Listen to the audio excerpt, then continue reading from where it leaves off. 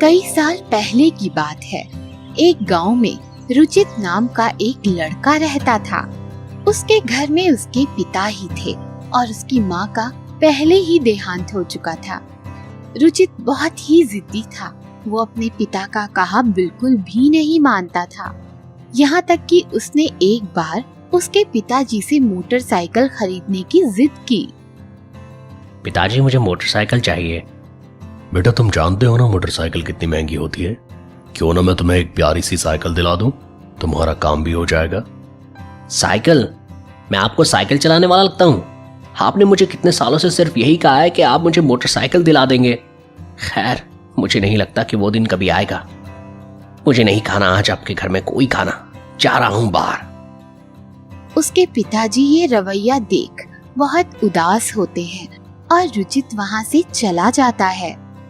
थोड़े ही दिन में उसकी 12वीं की परीक्षा के परिणाम आ जाते हैं और फिर वो खुशी खुशी उसका परिणाम लेकर उसके पिताजी के पास जाता है।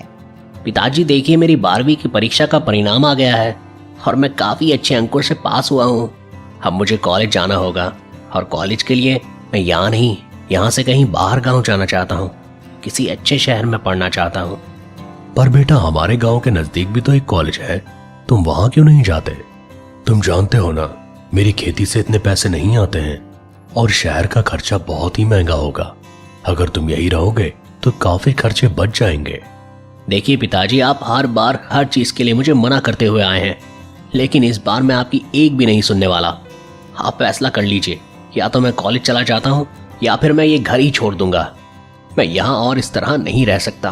मेरे भी सपने हैं और इस गांव में रहकर मुझे कुछ नहीं मिलने वाला। जो भी है शहर में ही है। रुचित के पिताजी कुछ नहीं कर पाए। उन्हें ना चाहकर भी रुचित की जिद के आगे झुकना ही पड़ा और उन्होंने उसका एडमिशन शहर के एक कॉलेज में करा दिया और सारा सामान बांध उसे पैसे देकर शहर के लिए रवाना कर दिया। रुचित कॉलेज जा बहुत खुश हो जाता है। नए दोस्त, नई जिंदगी, सब कुछ नया सा लगने लगता है। पर शहर की चकाचौंध रुचित को उसके मकसद से दूर ले जाती है। दोस्तों के साथ दिन भर घूमना, सिनेमा हॉल में पिक्चरें देखना, रेस्टोरेंट में खाना पार्टी करना, सिर्फ यही चलता रहता है। यहाँ तक कि वो अपने घर पर एक फोन भी नहीं करता था। उसके पिताजी ही उसे फोन किया करते थे, पर वो अपनी मर्जी से ही उठाता था। कई दिनों से रुचित को एक बात खटक रही थी। उसने उसके पिताजी को फोन किया। अरे रुचित बेटा, कैसा है? क्या खाक ठीक रहूंगा? आप पैसे जो इतने कम भेजने लगे हो। बेटा, मुझसे जितना बन रहा है मैं उतना कर ही रहा हूँ ना। किसी दिन तो ठीक मुंह से बात कर लिया करो। जानते हो कितनी फिक्र होती है तुम्हारी। रुचित गुस्से में आ फोन काट देता है और सोचने लगता है और थोड़े दिनों बाद अपने गांव चला जाता है। उसके पिताजी उसे देख बड़ा खुश हो जाते हैं। अरे वाह बेटा, तू आ गया, बहुत अच्छा किया।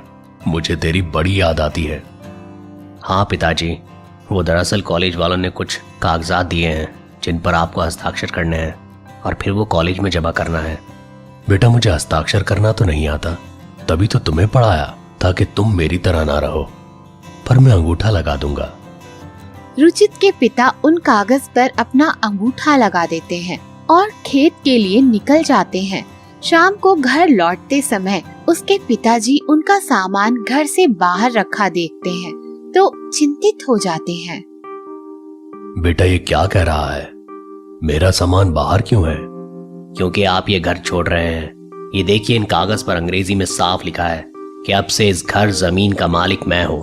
उसका ये दुर्व्यवहार देख उसके पिताजी के आंखों में आंसू आ जाते हैं और उनसे अब ये सब बर्दाश्त नहीं हो पाता, तो वो बिना कुछ बोले घर छोड़कर चले जाते हैं और गांव में जंगलों के पास खुद की एक छोटी सी झोपड़ी बना लेते हैं। उसके पिताजी को मन से बहुत बुरा लगता है और वो ये सोच भी नहीं पाते कि उनके अपने बेटे ने उन्हें घर से निकाल दिया। फिर भी वो हार नहीं मानते। अपना गुजारा करने के लिए वो जंगल में जा लकड़ियाँ काटने लगते हैं। ताकि वो उन्हें बाजार जाकर बेच सके। लकड़ियां काट कर इकट्ठा करते हुए जब वो जंगल से थोड़ा और अंदर गए तो उन्हें एक कुआं दिखा और वो वहाँ पानी पीने के लिए गए। तभी अचानक कुएं से आवाज आई। चंदन की खुशबू, क्या ये तुमसे आ रही है? ऐसी आवाज सुन रुचित के पिताजी घबरा जाते हैं। तुम बोलो, तुम बोल सकते हो, ये भला कैसे हो सकता है? घबराओ मत, मैं कोई आम कुआं नहीं हूँ, मैं एक जादुई कुआं हूँ। अब बताओ भी, ये चंदन की खुशबू कहाँ से आ रही है? वो दरअसल मेरी कुल्हाड़ी का हत्था चंदन का बना है और ये बहुत पुरानी कुल्हाड़ी है। अच्छा, तो एक काम करो, ये चंदन की लकड़ी मुझ में डाल दो। घबराओ मत और मेरा यकीन करो। मैं जानता हूँ तुम दुखी हो, पर जो भी साफ दिल का व्यक्ति इस कुएं को ढूंढ लेता है वो यहाँ से खाली हाथ नहीं जाता। वो कुल्हाड़ी से चंदन का हत्था निकाल कुएं में डाल देते हैं और तभी कुएं का सारा पानी गायब हो जाता है और कुएं के अंदर एक बड़ा सा चंदन का पेड़ उग जाता है। और फिर वो खुश होकर कुएं में जा उस पेड़ से लकड़ियां काट उन्हें जाकर बाजार में बेचने लगते हैं। देखते ही देखते रुचित के पिताजी अमीर होने लगते हैं। रुचित की बेची हुई जमीन के पैसे अब खत्म होने लगे, यहाँ तक कि जिससे उसने शादी की वो लड़की भी उसे छोड़कर जाने की बात करने लगी। रुचित को उसके पिताजी का पता चला और वो जंगल के पास उसके पिताजी के घर पहुंचा। उसे अंदर से कुछ बोलने की आवाज आई तो तुरंत खिड़की में से चुपचाप देखने लगा। रुचित के पिताजी खुद से ही बात कर रहे थे। अगर वो जादुई कुआं ना होता तो मेरा क्या होता? जाने कहां से ऐसी किस्मत पाई मैंने। कभी नहीं सोचा था कि जंगलों के बीच ऐसा जादुई कुछ मिलेगा। रुचित ये सुन तुरंत लालच में आ जाता है और जंगल की ओर भागने लगता है। और काफी देर जंगलों में भटकने के बाद उसे वो कुआं दिखाई देता है।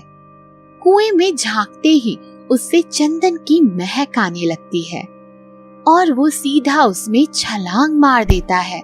पर उसके छलांग मारते ही वो पेड़ गायब हो जाता है और कुआं पानी से भरने लगता है और रुचित उसमें डूबने लगता है। बचाओ बचाओ बचाओ। तभी उसके पिताजी वहाँ लकड़ियाँ काटने आते हैं और उसकी आवाज सुनते हैं और रुचित को उस हाल में देखकर डर जाते हैं और फिर उसे बचाने का प्रयास करते हैं। कैसे मूर्ख व्यक्ति हो, इसी ने तुम्हें धोखा दिया, कभी तुम्हारा मान नहीं रखा, यहाँ तक कि तुम्हारे अपने घर से तुम्हें निकाल दिया, फिर भी इसे बचा रहे हो।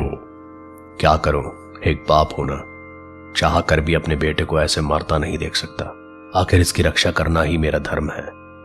ये सुन कुआं भी खुद को रोक नहीं पाता और सारा पानी सोख लेता है। फिर रुचित के पिताजी उसे बाहर निकाल लेते हैं। बाहर निकाल रुचित उनके पैरों में गिरकर फूट फूट कर रोने लगता है और बहुत क्षमा मांगता है और उसके पिताजी उसे माफ कर देते हैं। वो उसके पिताजी से कहता है, पिताजी मैं आपको यकीन से कहता हूँ कि अब से पूरी उम्र मेरी एक एक कमाई मेहनत का फल होगी और आपका सर शर्मिंदगी से कभी नहीं झुकने दूंगा। उसके पिता उसे आशीर्वाद देते हैं और फिर वे हमेशा खुश रहते हैं। जादुई जड़ी बूटी। ये कहानी हरि दयापुर की राजकुमारी की है जो अपने साहस और खूबसूरती के लिए जानी जाती थी। राज्य में सब कुछ ठीक ही चल रहा था, पर एक दिन अचानक महाराजा की तबीयत खराब हो गई और वैद्य जी ने राजकुमारी को तुरंत ही उनके पिताजी के पास बुलवा लिया। राजकुमारी वहाँ पहुँचते ही अपने पिताजी की हालत देख घबरा गई और वैद्य जी से पूछा, अरे वैद्य जी, मेरे पिताजी को ये क्या हुआ? ये बिल्कुल भी हिल क्यों नहीं रहे हैं? माफ करना राजकुमारी जी, पर आपके पिता जो कि हमारे महाराज हैं, उन्हें लकवे का दौरा पड़ा है। ढलती उम्र के साथ इनका शरीर अब इनका साथ नहीं देगा और ये पहले की तरह चल फिर नहीं सकेंगे। और न ही अब ये कुछ बोल सकेंगे। ऐसा मत कहिए वैद्य जी, पिताजी को हम कुछ नहीं होने देंगे। आप तो इतने पुराने वेदों का ज्ञान रखते हैं, आपके पास जरूर कुछ हल तो होगा ही। मुझे बताइए ना वैद्य जी। हल तो है, पर शायद उसे पाना संभव ना हो।